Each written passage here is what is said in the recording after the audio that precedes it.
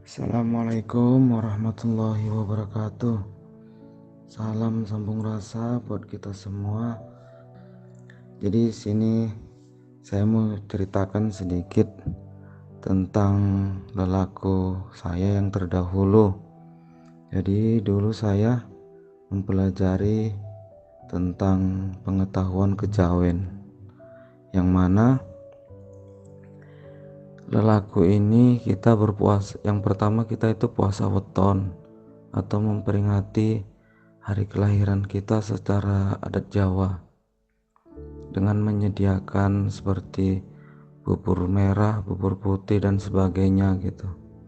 Dengan tujuan kita bisa bertemu dengan saudara atau sedulur kita yang papat, atau sedulur papat kalau orang Jawa bilang.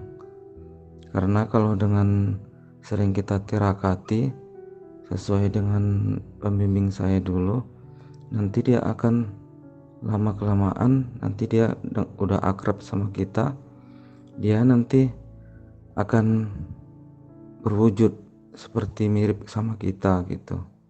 Makanya diperintahkan sama saya, misalkan kita mau beraktivitas, mau melakukan apapun, kita ngomong di dalam hati, sedulur papatku, aku mau kerja, tolong dibantu supaya dipermudah. Lalu kita langsung menjawab lagi di batin, ya udah, semua akan aman-aman aja. Kurang lebih seperti itu, Bang. Ya, jadi mungkin sedikit seperti itulah, Bang, pengalaman kejawen kemarin saya yang dulu. Cuman memang segalanya saya lakukan dengan rasa obsesi yang sangat besar. Makanya mungkin sampai sekarang pun saya belum bisa berjumpa gitu. Dan setelah saya kenal DN ini atau jikir nafas, saya sadar bahwasannya langkah saya ini salah. Makanya di sini saya minta penjelasan dan pengarahan dari Bang Andi. Kurang lebih seperti itu. Mohon pencerahannya, Bang. Assalamualaikum warahmatullahi wabarakatuh. Waalaikumsalam warahmatullahi wabarakatuh. Jadi mengenai pengalaman Pak Eka yang mengenai sedulur papat bicara dengan sedulurnya, ya, saya jujur aja saya kurang paham karena saya juga bukan orang Jawa, jadi saya nggak paham, saya nggak pernah belajar yang begituan. Dan saya juga nggak berani menyalahkan gimana karena saya belum mendalami, jadi saya nggak tahu salah dan benarnya, ya. Cuman sepengetahuan saya, kalau kita bertemu dengan diri sendiri, wujudnya sama, rupanya sama, itu bukan sedulur, ya, bukan saudara kita. Kalau sepengetahuan saya, jadi itu apa, Bang? Itu jin korin, ya. Jadi kalau kita sering ngobrol dengan dia, ya itu bahaya, namanya jin, ya kan? Hati-hati. Jadi jangan sampai kita terlalu sering mendengarkan bisikannya, disuruh ini disuruh itu. Kadang disitulah tipu daya setan itu halus kadang. Jadi daripada kita belajar berbicara dengan sedulur kita, lebih enak kita belajar bicara kepada Allah, ya. Ayatnya sudah ada itu, sangat jelas ayatnya di Al-Quran. Itu di Quran surat Asy-Syura ayat 51, ya. Di situ Allah bilang, dan tidaklah patut bagi seorang manusia bahwa Allah akan berbicara kepadanya kecuali dengan perantara wahyu, dengan dari belakang tabir, atau dengan mengutus utusan, lalu diwahyukan kepadanya dengan izinnya apa yang dikehendakinya. Sungguh dia maha tinggi, maha bijaksana. Jadi kalau kita mau pahami ayat ini, di situ Allah nggak bilang nabi, nggak bilang rasul, Allah bilang manusia, ya. Jadi kalau Allah bilang manusia, kita ini manusia nggak? Manusia bang. Ya kalau kita manusia berarti punya kesempatan yang sama. Ya, punya kesempatan yang sama. Berarti bisa bang kita berbicara sama Allah? Bisa. Tapi ada 3 syarat, ada 3 cara. Yang pertama melalui wahyu. Kalau para nabi, rasul itu dibilang wahyu. Kalau kita manusia biasa itu dibilang ilham. Sengaja itu para ulama membedakan biar nggak ada orang yang ngaku-ngaku dapat wahyu. Karena kalau dibilang aku dapat wahyu, ngaku nabi kita nanti, ya kan? Bahaya itu. Jadi kalau kita ilham namanya. Ya. Jadi apa wahyu ini apakah hanya turun kepada nabi dan rasul saja? Manusia biasa nggak ada turun wahyu. Nah ini kita kalau kita bahas panjang ini memang, tapi bagus juga kita gali lagi kan. Lebah saja diwahyukan. Cari ayatnya, ada di situ makna yang berbunyi lebah itu Allah wahyukan. Carilah rumah-rumah yang dibangun oleh manusia, buatlah sarang. Di situ ada itu. Lebah Allah beri wahyu.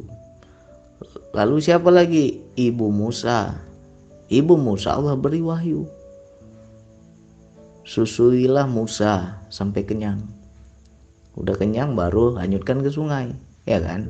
Sebelum dibuang ke sungai disusui dulu. Perintahnya itu. Ya. Jadi itu satu wahyu. Kalau kita mau kaji lagi makna wahyu atau ilham ini, macam mana ketika ibu Musa itu diberi wahyu? Apakah turun malaikat, langsung malaikat tuh ngomong sama ibu Musa, ibu Nabi Musa, ya kan? Ilustrasinya seperti apa? Jadi sepengetahuan saya yang dikatakan wahyu itu adalah dorongan atau perintah, dihujamkan langsung di hati kita, kita seperti ada perintah untuk melakukan sesuatu, itu namanya wahyu. Ya. Itu satu, yang cara Allah berbicara langsung Allah hujam di hati kita. Yang kedua, Allah bilang di belakang tabir. Nah, di belakang tabir ini bisa jadi dalam bentuk peristiwa, ya. Bisa juga melalui Al-Quran. Al-Quran itu kan kalam-kalam Allah. Allah yang berbicara, Allah yang berfirman, tapi melalui Al-Quran. Jadi ketika kadang kita baca Al-Quran itu kok kena ya ayatnya sama kehidupan kita. Ketika kita baca seolah-olah Allah nih sedang berbicara sama saya, ini kena nih ayatnya sama saya. Nah itu namanya Allah juga sedang berbicara. Ya. Lantas contoh yang ketiga bang, yang dibilang utusan. Utusan itu bisa siapa saja. Ya. Banyak kita bilang, misalkan kita susah nih ya. Kita susah, tiba-tiba ada teman kita yang bantu, tertolong kita sama teman kita yang bantu itu, kita langsung apa kita bilang? Engkaulah malaikat penyelamatku, kalau nggak ada engkau mungkin aku sudah nggak tahu lagi mau bagaimana. Itu maknanya utusan itu. Ya, malaikat itu simbol. Jadi bisa siapa saja. Contoh macam sering diskusi, waduh saya kena peluru nyasar bang, kena saya bang, itu juga utusan. Salah satu contoh utusan. Orang lain ngomong, tapi kita nggak lihat orang yang ngomong. Kita lihat ini pesan Allah untuk saya ini, tapi perantaranya makhluknya ini. Siapa perantaranya? Utusannya teman kita. Kita ngobrol, tiba-tiba kena bang saya bang, tembus ke jantung saya bang, ke hati saya bang, kok pas kali ini. Nah itu namanya Allah sedang berbicara. Sering terjadi dan kita kadang nggak paham ya. Jadi tiga cara itu. Nah mungkin kita yang nomor 3 melalui utusan, mungkin kita dengar khutbah, ada dai penceramah yang berceramah, terus isi ceramahnya itu kena sama kita, seolah-olah aduh saya ditegur ini, kena kali itu sama saya. Nah itu namanya Allah berbicara melalui utusan. Ya, yang nomor 2 melalui peristiwa-peristiwa dalam hidup. Banyak kita kejadian-kejadian dalam hidup, ya kan. Kita bisa membaca alam, membaca semesta. Di situ juga banyak kalam-kalam Allah. Nah, yang wahyu inilah yang nomor 1 inilah yang harus kita belajar, ya. Ini hampir mirip tadi dengan Pak Eka. Pak Eka berbicara dengan diri sendiri melalui sedulurnya. Coba itu diganti. Jadi ganti gimana bang? Kita langsung aja ngobrol sama Allah. Apa bisa bang? Bisa. Asalkan kita latih DN-nya. Ya. Jadi bagaimana itu? Di level 1 itu kalau kita kuasai, kita bisa ngobrol sama Allah. Karena di level 1 kita di situ bisa membedakan siapa yang bernapas dan siapa yang dinapaskan, ya. Karena di situ ada pemisahan. Bukan aku yang bernapas, ternyata Allah lah yang menapaskanku. Apalagi contohnya ketika kita tidur. Kalau orang tidur bernapas enggak? Orang tidur itu bukan bernapas. Yang bernapas itu orang lari. Kita sedang lari itu kan, pasti kita ikutin nafas kita, ikut kencang itu, menarik nafas kita. Tapi kalau orang tidur itu dinafaskan, karena kita nggak tahu apa-apa lagi, tapi nafas jalan terus. Disitulah bukti bahwa ada di situ kehendak Allah, ya. Nah, bagi kita yang sudah mendalami zikir nafas,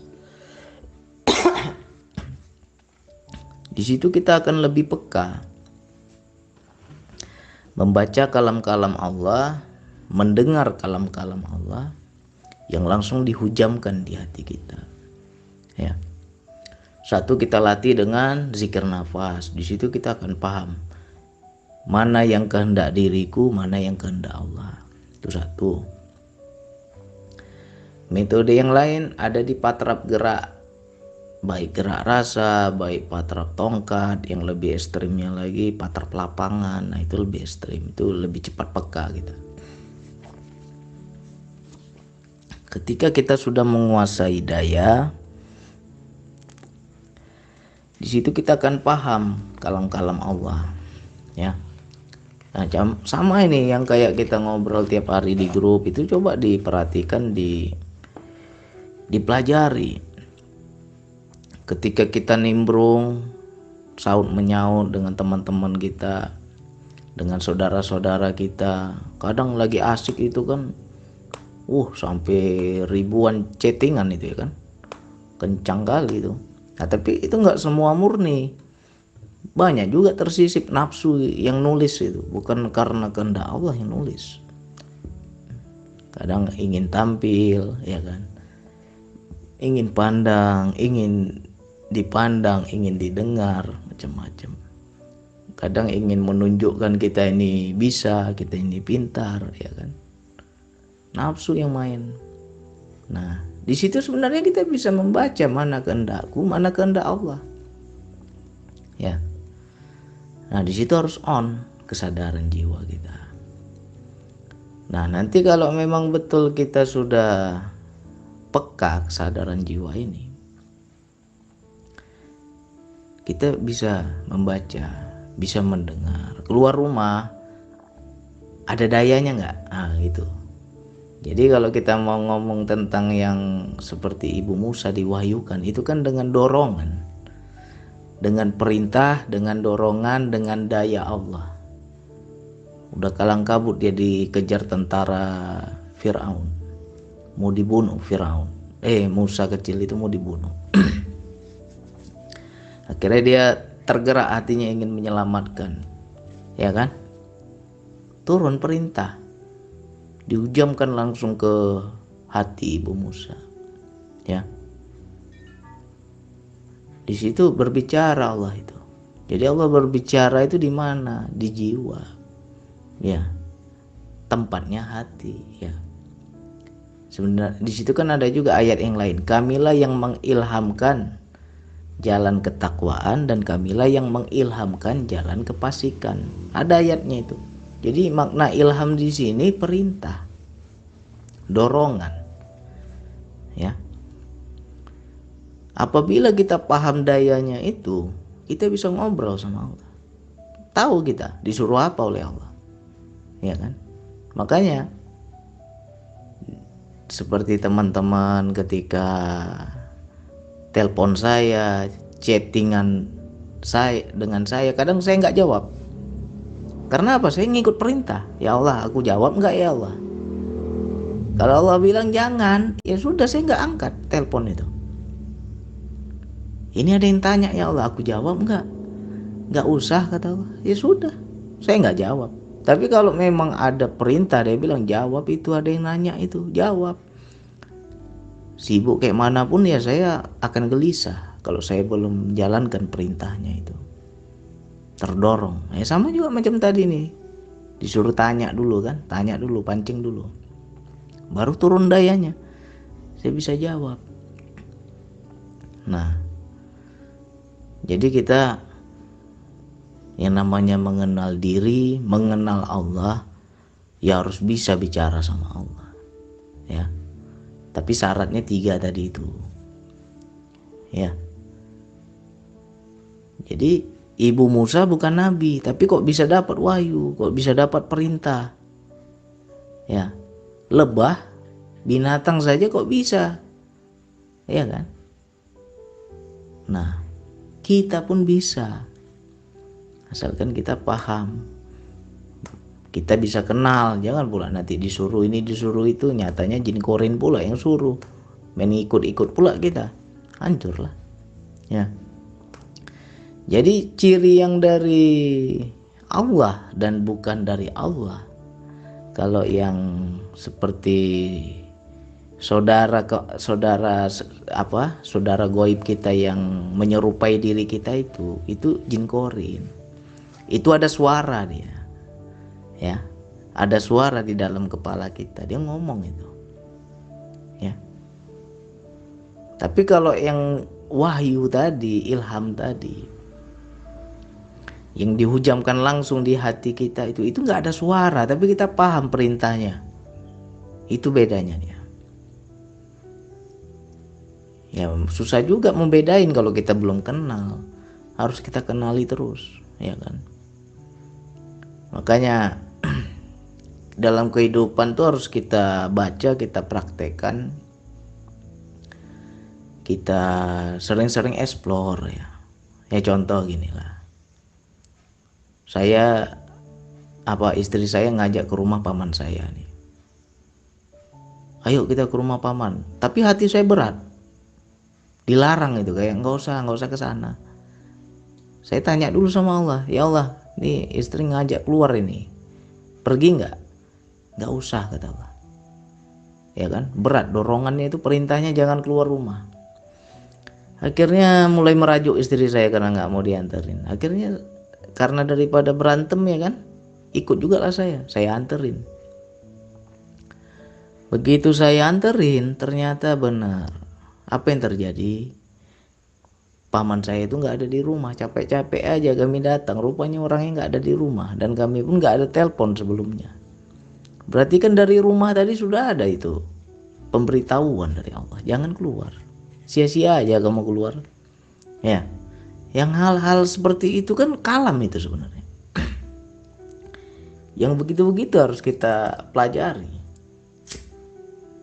Harus kita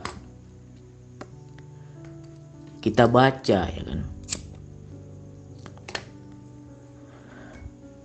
Apalagi contoh yang lain, banyaklah contoh yang lain. Sama juga saya ingin istri aja jalan-jalan. Ayolah kita jalan-jalan sore. Ayo udah mandilah, saya bilang. Udah mandi, udah dandan, udah rapi-rapi, tiba-tiba sudah keluar, sudah kunci pintu. Begitu kunci pintu ada perintah, jangan keluar rumah. Akhirnya saya nggak mau, saya keluar. Merajuk istri saya, udah rapi-rapi nggak jadi keluar kan. Tapi ya saya karena udah semakin hafal di situ, saya takut. Kalau dia udah kasih perintah ini nggak boleh kita langgar, celaka kita nanti. Akhirnya saya nggak keluar rumah. Begitu saya nggak keluar rumah, ternyata benar tempo 5 menit ada tamu yang datang ke rumah saya. Ya kan? Andai kata kami tadi keluar, sayang itu, kasihan itu, tamu jauh datang, kami di luar. Jadi memang itu perintah Allah itu, jangan keluar rumah. Dan saya nggak pernah tahu bahwa tamu itu akan datang, saya awalnya nggak tahu. Cuman dikasih perintah jangan keluar rumah, itu aja. Jadi itulah bedanya ilham dengan firasat. Firasat itu dikasih tahu sebelum kejadian. Tapi kalau ilham, kita nggak pernah tahu bakal terjadi apa. Tapi kalau kita ikuti, benar kita kan gitu. Nah, itu contoh-contoh kita berbicara dengan Allah. Nah, kalau kita sudah terinstal zikir nafas ini, kita sudah kuasai segala sesuatunya, tinggal nanya. Ya Allah, bingung ya Allah, bagaimana ya Allah. Itu ada nanti turun perintah di diri kita, lakukan ini, lakukan itu. Dan kita sangat peka, kita sangat paham bahwa ini memang sudah Allah yang suruh ini. Ya kan? Memang Allah yang suruh. Nah, yang seperti itulah kita belajarlah, langsunglah kepada Allah. Nggak usah lagi kita belajar yang istilahnya masih samar-samar. Kita berpatokan Al-Quran aja. Jadi Al-Quran udah jelas itu. Ya kan? Enak hidup ini. Kalau kita, ya Allah, sempit kali rezekiku ya Allah. Masuk angin nih dompetku, nggak ada duit ya Allah. Ya kan? Gimana biar dapat rezeki ya Allah. Nanti ada tuh perintah tuh, kamu begini, kamu begini. Yang penting jalankan dulu perintahnya itu. Ya kan? Enak hidup kita, enjoy kalau kita itu paham perintah tadi. Makanya zikir nafas, patrap itu nanti ke situ arahnya. Di level 1 kita paham daya, paham siapa yang menafaskan, kehendak siapa, ya kan. Jadi Allah berbicara itu dengan rasa. Kita hanya tahu rasanya, tapi nggak bisa langsung paham kita. Hanya Allah beri rasa, langsung kita paham. Oh disuruh ini, oh disuruh itu. Dan dalam kehidupan itu semua orang pasti mengalami. Cuman dia nggak paham itu Allah sedang berbicara. Ya kan? Apa bang contoh-contoh dalam kehidupan bahwa Allah tiap hari berbicara? Ya contohnya Allah memberi rasa lapar, memberi rasa haus, memberi rasa sakit perut. Ya kan? Allah ngomong dengan rasa itu. Ya kan? Dibikinnya sakit perut kita kan. Aduh, udah bunyi-bunyi perutku. Berarti perintahnya apa? Udah kriuk-kriuk perut kita kan. Oh, berarti satu bunyi ada rasa lapar. Allah kasih dulu rasa lapar. Begitu kita rasakan lapar, masih juga kita sibuk kerja kan. Terakhir dibikin sakit perut kita. Kalau belum makan masih sakit lah perut itu. Itu juga rasa dari Allah itu. Allah bicara, udah waktunya kau makan sekarang. Kalau kau tubuhmu membutuhkan makanan, sekarang waktu untuk makan. Tinggalkan semuanya, makan dulu kamu. Akhirnya kita mau tidak mau akan mencari makanan. Jadi kalau dibilang sejatinya hidup kita ini sebenarnya ya mengikuti perintah. Nafsu itu setelah perintah. Jadi awal pertama perintah dulu, baru nafsu. Contohnya ya itu tadi. Dikasih rasa lapar, akhirnya makanlah kita. Begitu lauknya enak, baru nafsu muncul. Apa nafsu bicara? Hajar aja, mumpung lauknya masih enak ini, ya kan? Walaupun perut kita sudah kenyang, kita hajar terus. Jadi disitulah sisipan nafsu itu, ya kan? Macam kita mau buang air, kita mau ke toilet, ya enggak? Siapa yang memberi rasa itu? Ada nggak orang mau ke WC? Nggak ada orang mau ke WC kalau Allah nggak beri rasa itu. Dikasih dulu rasa kebelet, sesak pipis, ya kan? Sesak buang air. Akhirnya dengan rasa itu kita mencari toilet. Udah waktunya aku buang kotoran dalam perutku ini. Ya, siapa yang maha mengatur itu? Di situ ada afalnya Allah, ada kalamnya Allah. Allah bicara itu, tapi bicaranya dengan perintah-perintah. Ya, berarti tiap hari Allah ngomong dong. Ya ngomong itu kan ada di sifat 20 kalam. Tinggal kita bagaimana membaca. Ada yang tersurat, ada yang tersirat, ada yang tertulis, ada yang gak tertulis. Makanya kayak Al-Quran itu kan kitab yang tertulis. Nah, kitab yang gak tertulis itu yang bagaimana? Tanya diri kita nih, belajar kita. Ya, itu enak. Sama seperti tadi saya bilang, kalau mau coba DN, cobalah DN lah sekarang. Jam 9 DN. Ada yang mengikuti perintah, ada yang nggak mau mengikuti perintah, ya nggak? Orang-orang yang mengikuti perintah pasti dapat dayanya. Makanya banyak tuh berapa orang, bang saya DN dayanya beda bang, nggak kayak biasanya. Karena apa? Dia mengikuti perintah. Ya, saya juga menyuruh dengan dorongan Allah. Kalau nggak ada dorongan Allah, saya juga nggak ada suruh, ya kan? Tapi ketika saya suruh, Allah suruh saya tinggal nyampaikan. Saya nyampaikan, teman-teman baca. Habis itu manut. Nah, ketika manut dapat. Itu juga Allah sedang berbicara sebenarnya itu. Yang manut dapat, yang nggak manut nggak dapat. Ya kan? Apalagi? Banyaklah dalam hidup ini. Ada nggak orang mau tidur? Nggak ada orang mau tidur. Kenapa nggak bisa tidur? Belum ngantuk bang. Siapa yang memberi rasa ngantuk? Iya kan? Siapa yang memberi rasa ngantuk? Kalau sudah ngantuk, perintahnya tidur. Tapi kalau kita belum ngantuk, ya berarti belum tidur perintahnya. Nah, jadi segala sesuatu itu harus kita pahami, nih Allah yang ngomong, Allah yang bicara. Nah, tinggal kita latih. Kita latih kepekaan rasa itu, ya kan? Hebat kali ya bang, bisa bicara sama Allah. Ya bisa. Ya, cuman ini orang takut-takut mau memberikan. Padahal ini sudah jelas nih ayatnya ada kok.